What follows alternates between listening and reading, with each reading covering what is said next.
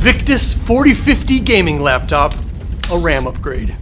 Today I'm going to show you how easy it is to upgrade your RAM in your RTX 4050 Victus gaming laptop. I made a very similar video to this with the 3050 Victus laptop. It's a little bluer, but in that video, I actually missed a fairly important point that I'm going to correct in this one. And that is that this laptop comes in a huge array of slightly different configurations. And really, the only one of those differences that you need to pay attention to when it comes to a RAM upgrade is whether your laptop uses DDR4 or DDR5 RAM sticks. The sticks are physically different in size, so only the correct one is gonna fit in your computer. The tool I'm using to test for this is a free software called CPU-Z. And I will put a link in the description for the actual download page, because if you just Google for this, for some reason there are so many nefarious websites who have attached themselves to the Google search CPU-Z for whatever reason. So you want to get the right one. It's in the description. When you open up this app, you can see all sorts of information about your CPU, your motherboard, your graphics card, and when you click on memory, bim bam boom, my Victus has DDR4 slots. I'm going to have links to both DDR4 and DDR5 laptop RAM below. So depending on what you see in that box, order the corresponding RAM, and that'll get rid of like 90% of the problems that everybody has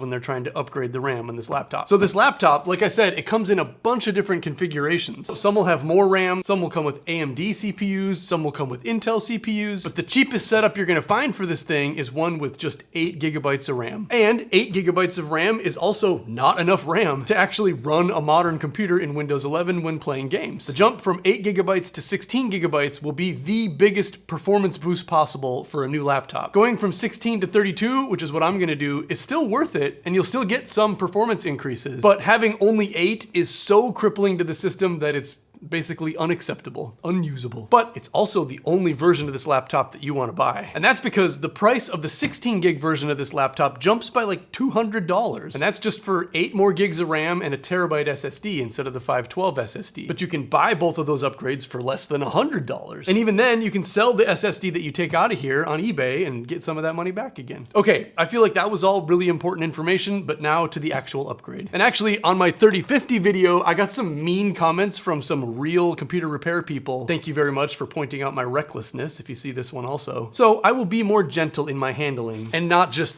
jab long, hard plastic objects as far into the case as I did before. Anyway, here we go. Step 1, turn off your computer. Next, flip the thing over, and there are 7 screws on the bottom you're gonna need to take off. You're gonna need a tiny screwdriver for this. I'm using the iFixit Minnow driver kit. It's like a tiny version of the iFixit kit. This thing just comes with bits and a screwdriver, as opposed to the much bigger iFixit kit that you could get, which comes in a cool little tool roll that has jabby things, and it has electrostatic wrist thing that you probably should wear when you're doing something like this, and then all sorts of different hard plastic things to get between things. But for the purposes of this video, I'm gonna keep this one budget friendly, and we're gonna be using an old credit card and just the screwdriver kit from the cheaper one. Choose your tiny screwdriver and get to work. These shouldn't be that tight, they shouldn't be that difficult. And I'm using the cover to the case of the Minnow driver kit to keep all these little tiny screws in, because otherwise I will lose them immediately, like I did with my driver's license a couple of weeks ago. With those screws off, unfortunately, this will not just come off. It's gonna take a bit of work. It's held on by a series of plastic clips that you may or may not destroy some or all of as you work your way around this thing. So my commenters have recommended trying to use an old credit card rather than my usual method of something hard and stiff to jab in here. So let's do that. I found on the 3050 model that starting over here on this Ethernet port is your best bet at cracking open the first clip.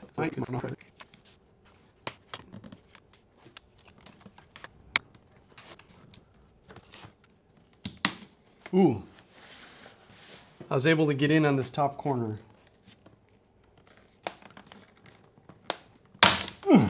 Once you get one, the rest should be a lot easier. It feels a little violent, but I swear this is meant to come off. Okay, and like that, we're in. Did I break the clips? I don't think I did. Set that aside. Now that you're inside, your work is almost done. First things first, I want you to disconnect your battery, and that is this colorful little ribbon right here. That should just pull off with your fingers. Yeah.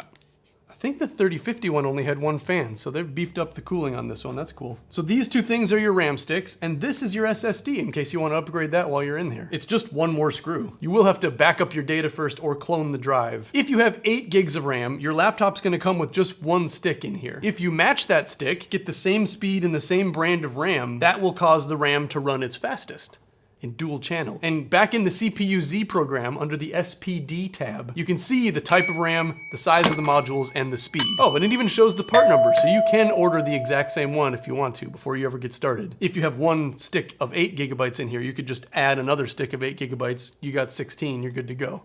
Cheapest option. Or you could just order a set. If you're gonna go for 32 gigs of RAM, which is what I'm doing, get a set of 2 16 gigabyte sticks. If you're just gonna get 16 gigs of RAM, maybe just match the 8 gigabyte stick that's already in there. Mine came with a set of 2 8 gigabyte Samsung 3200 megabyte DDR4 sticks. I'm gonna double that. If you don't match your RAM, your computer will still run just fine. Let's say you leave the 8 gigabyte stick in there, but you buy a 16 gigabyte stick and just plop that in next to it. You will have 24 gigs of RAM, and all of it will be available to your computer to use. But only 16 gigs of that 24 gigs will be running in dual channel mode, which does have a higher data throughput, and honestly, most games don't use more than 16 gigabytes of regular RAM. So in most cases, that won't really even make a difference. The RAM will run at whatever clock speed is the slower between the two sticks, but neither will be slow. It's not like slower than just having one stick, which your computer came with. So that's also an option. I know people love to squeeze all the performance they can out of their build, so match your RAM, then it'll run in dual channel mode. And well, you might not even notice, but it will technically be faster. To install the new RAM, simply pull apart these little levers, and then pull out this stick. Same thing on the other one.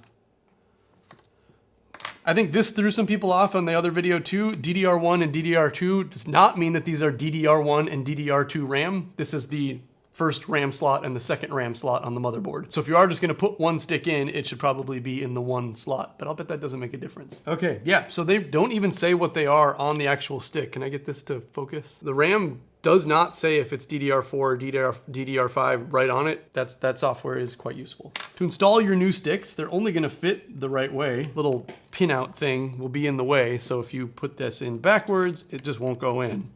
So you just slide it in, slide it all the way in, and then push it down, and that is it. Another problem people were having is they weren't seating the RAM all the way, so just make sure this goes and it bottoms out.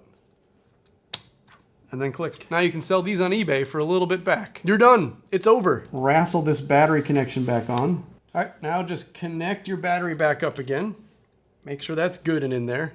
Put the bottom case back on. Only fits one way.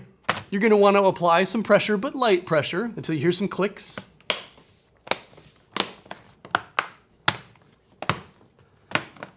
That's just all the clips that you did not destroy while taking it apart. All right, and then send these screws back in and just tighten these up till they stop. Don't rank on them.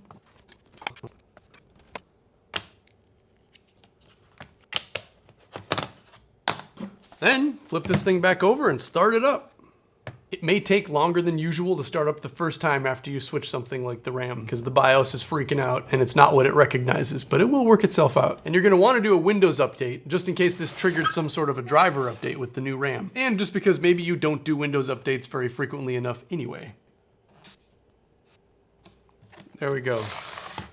So it's telling me the CMOS checksum is invalid. It's gonna reset to the default configuration. The computer will restart and then check the BIOS. So when that happens, that's normal. Let it happen. Let it restart, let it do its thing. That did take like a minute and a half, so it's gonna alarm you at first when your computer won't turn back on. And you're done. Your computer should work like normal, but even faster and better in every way. And there it is. It reads 32 gigs of RAM from Fengxiang, which looks like they use Samsung RAM. That's great. Thank you for watching. Goodbye. Woo. God, it smells so nice.